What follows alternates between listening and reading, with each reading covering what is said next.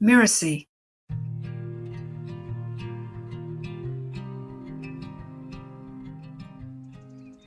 Once upon a time, there was a colony of mice who feared the elephants. Whenever the elephants walked through the mice's land with their enormous feet, many mice were harmed. One day, the Mouse King went to the king of the elephants and said, "If you spare our lives, we will help you in a time of need." The Elephant King agreed.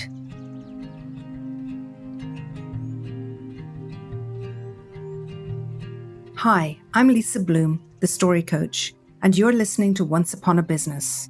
In each episode, we explore a story, a fairy tale, folk tale, or traditional story, so that we can discover the amazing lessons relevant for business and for entrepreneurs.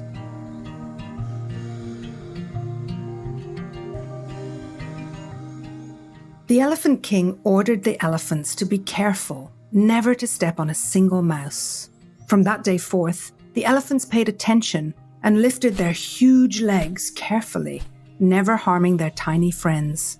If they entered the land of the mice, they lifted their trunks and trumpeted a warning, "We are walking! We are walking!" One day, elephant trappers came to the forest. They were seeking many elephants for the human king's soldiers to ride into battle. Day by day, more and more elephants were caught in great rope traps. The Elephant King was very sad. Then he remembered the promise of the mice and sent for his little friend, the Mouse King. The king of the mice arrived and listened to the elephant's story.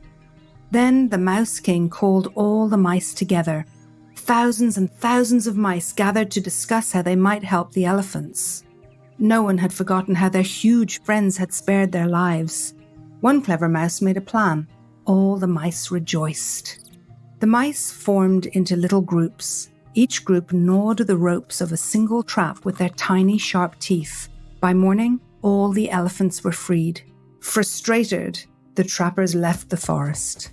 The Elephant King was grateful. He lifted the little mouse on his back and decreed that from that day forth, the elephants and the mice would be the best of friends. And to this day, that is the truth. The elephants and the mice are still good friends. This is a tale from India, adapted by Laura Sims.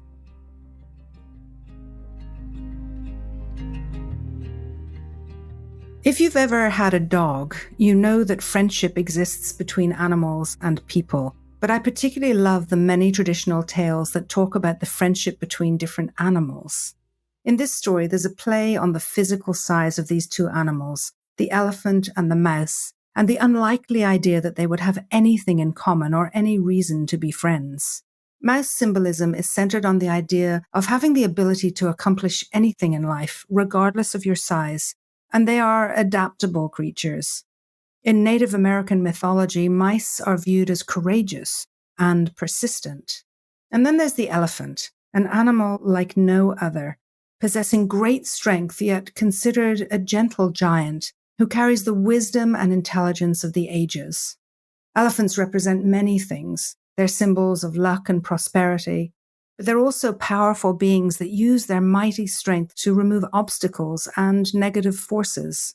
They also represent wisdom, long life, memory, and vitality. They've long been considered among the most intelligent animals on Earth.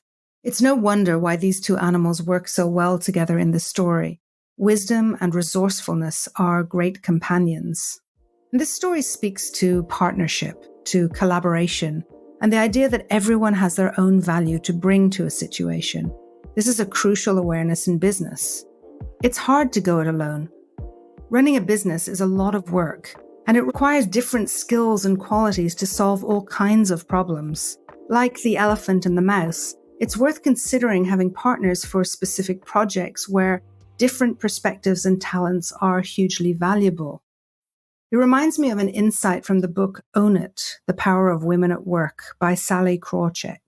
She talks about a widely dismissed perspective about the stock market crash in 2008. She said that the financial services industry suffered from too much complacency, from too much confidence in their understanding of the business and the markets, from too much groupthink, which could simply be too many people who think alike because they are alike. She claims that the arrogance and groupthink would have been vastly different if there were women and other diverse populations on the trading floors, in management, and among the financial advisors, rather than more than 90% of the white men who ran the show.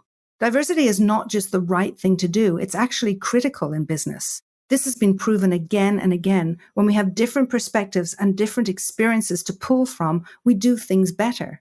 And as with the elephant and the mouse, size really does not matter. I see this in the joint venture world, that people with a massive following are not always the best partners. It's more important to have partnerships with people who hold the same values. I've been fortunate enough to partner with many people over the years as I build my business. Many times, I was the mouse and worried about how I could find ways to add value that would have some impact for the other person in the partnership. Over time, I realized that support can look different in different situations. I remember partnering with someone who had a huge following, and mine was tiny back then.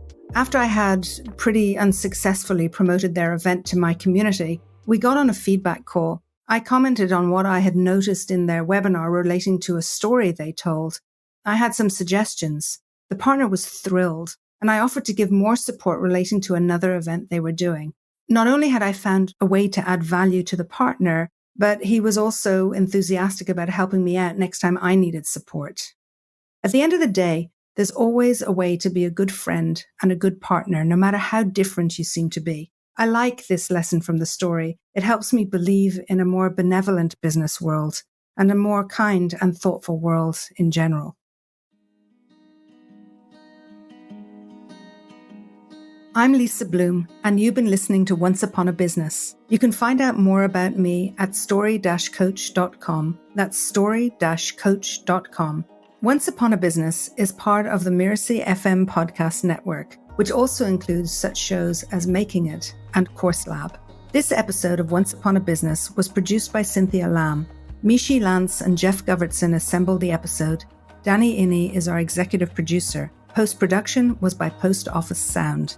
To catch the episodes that are coming up on Once Upon a Business, please follow us on Spotify, Apple Podcasts, or wherever you're listening right now. And if you like the show, please leave us a starred review. It really does help us out.